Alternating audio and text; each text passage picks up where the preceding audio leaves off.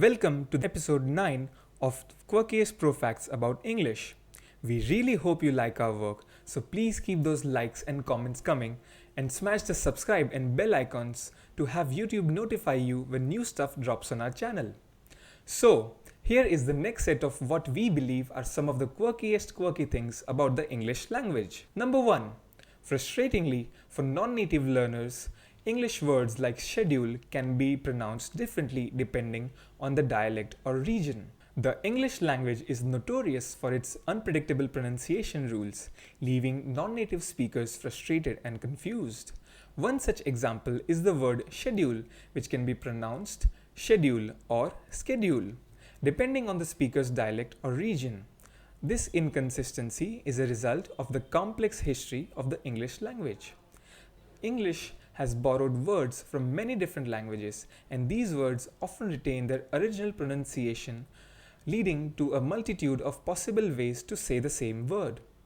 The word schedule is derived from the Greek word schema, which was brought to English through French, where it was pronounced with a hard s sound. However, in British English, the sh sound became the norm, while in American English, the hard s sound remained dominant. This dialectical difference can be a source of confusion for non-native speakers, as they may encounter both pronunciations in the same context. For example, a British speaker might say, "I have a schedule for next week," while an American speaker might say, "I have a schedule for next week." To complicate matters further, even within dialects there can be variation in pronunciation. For example, in the United States, there are regional differences in the pronunciation of the word schedule. In the Midwest, the hard s sound is more common, while in the Northeast, the sh sound prevails. But fear not, non-native speakers. There are ways to navigate this linguistic minefield. One solution is to listen carefully to the pronunciation of the people around you and adapt to the local variation. Another solution is to simply ask for clarification when you encounter a new pronunciation. In fact, research by Derwing and Munro showed in 2015 that non-native speakers who actively engage with the pronunciation variation of a language are more successful in mastering it. So, embrace the complexity of the English language and don't be afraid to ask for help. Just remember, the pronunciation variation of English words like schedule is a result of the complex history of the language and the influence of different dialects and regions. And while it can be frustrating for non-native speakers, there are ways to navigate this variation and master the language. So, shed your fears and skedaddle on over to a native speaker to get some tips on how to schedule like a pro. Number 2. A word formed by joining together parts of existing words is called a blend, or less commonly, a portmanteau word, and it's not the same as a compound noun.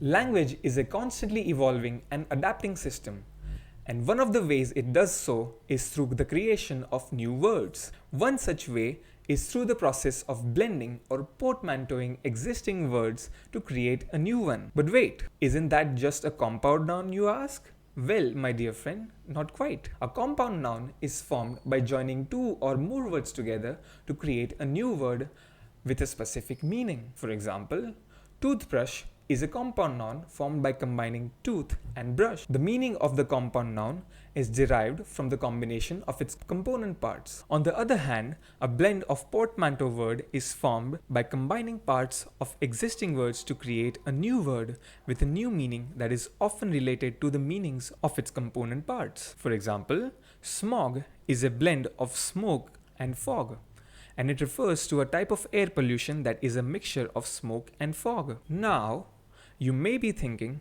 but aren't blend and portmanteau the same thing? Well, technically they are not. Blend is the more commonly used term and refers to the process of combining two or more words, while portmanteau is a less common term that specifically refers to a type of blend in which two words are combined in a way that their sounds and meanings merge, like a suitcase or portmanteau that blends two separate compartments into one. Blends have become increasingly popular in recent years, especially in the world of marketing and advertising. For example, the word brunch is a blend of breakfast and lunch, and it has become a popular term to describe a meal that combines the elements of both. Similarly, the term staycation is a blend of stay and vacation, and it refers to the practice of staying at home for a holiday instead of traveling. But blends are not just limited to popular culture and marketing.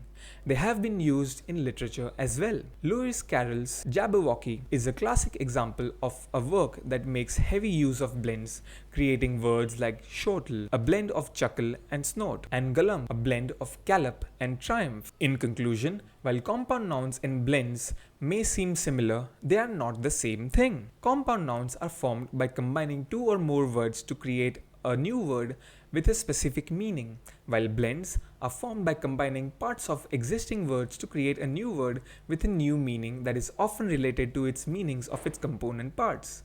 So, the next time you encounter a new word, take a closer look to see if it's a compound noun or a blend, and impress your friends with your knowledge of linguistic terminology. Number 3. We can find 10 words in the 7-letter word therein without rearranging any of its letters. The, here, he, in, rein, her, here, therein, herein. The word therein is a fascinating specimen in the English language. Not only is it a 7-letter word, but it also contains within it 10 smaller words, each of which is just as important and significant as the word as a whole. This linguistic phenomenon has not gone unnoticed by scholars and linguists alike, who have been studying it with great interest.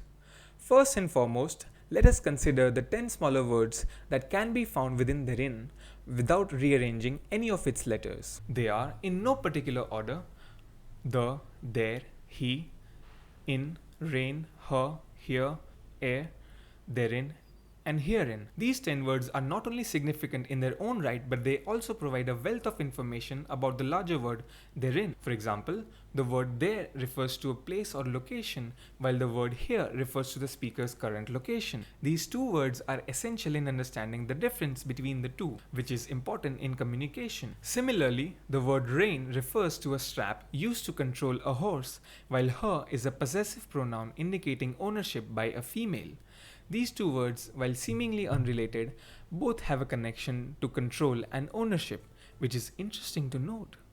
In addition, the word in is a preposition indicating location or position within something, while er is an archaic word meaning before. These two words have different meanings, but they both relate to time and position, which is another interesting connection.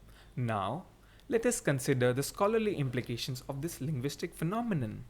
The fact that there are 10 smaller words within therein without rearranging any of its letters is a testament to the diversity and flexibility of the English language.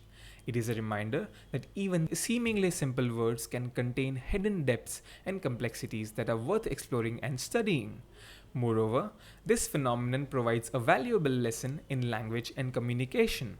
It shows us that the words we use are not just random collections of letters, but rather carefully constructed and nuanced expressions of meaning. By paying attention to the smaller words within larger ones, we can gain a greater appreciation for the intricacies of language and improve our own communication skills. In conclusion, the 10 words that can be found within the 7-letter word therein without rearranging any of its letters are not only fascinating and entertaining, but also have implications for language and communication. As we continue to study and explore the English language, let us not forget the hidden depths and complexities that lie within even the simplest of words. That's the end of this episode, guys, but while you're here, why not check out one of our other videos? Thanks for watching, and we'll see you in the next episode, my friend.